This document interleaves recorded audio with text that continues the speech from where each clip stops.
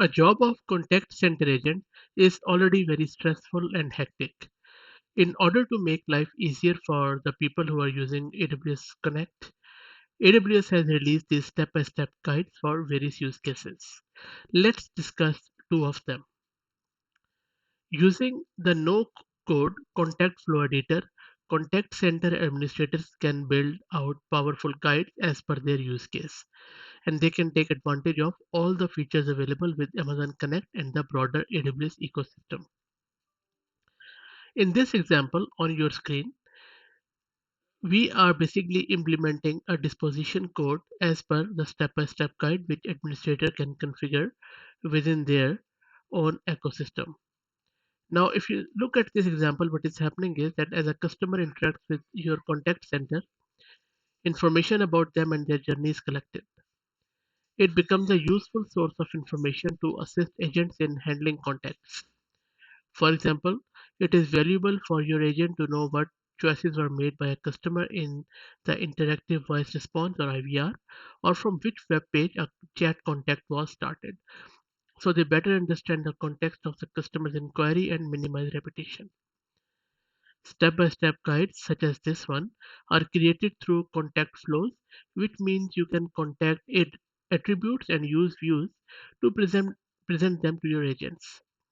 Step-by-step guides lets you add styling to the views. It also supports pure HTML and inline styling to define customized views and workflows.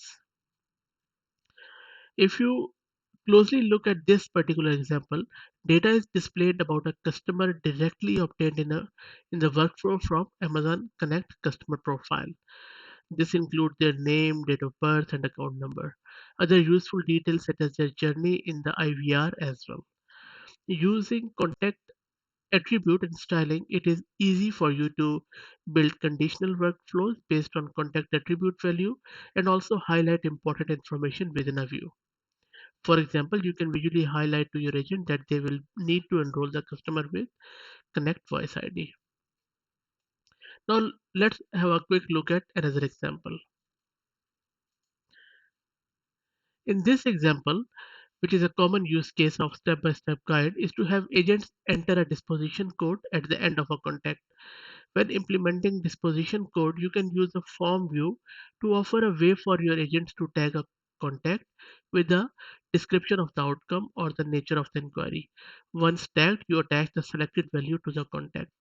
Furthermore, you can decide to only present that view to your agent when the contact is disconnected through the use of disconnect flow for agent UI, and then you can present a different view. Using disposition codes allows organizations to tag incoming calls to understand why customers are calling.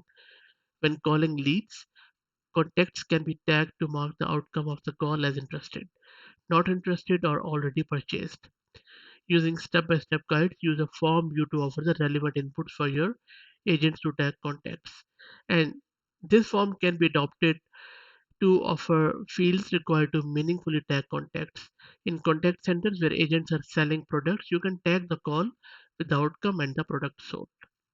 So as you can see, the sky is the limit here. You can do a lot of things with these step-by-step guides and you can customize them as per your requirement. So this video demonstrates the ability for the agents to use form to attach information to a contact. I hope this was useful. If you have any comments or feedback, or if you need any other info about your particular use case, please put them in the comment section. Thank you.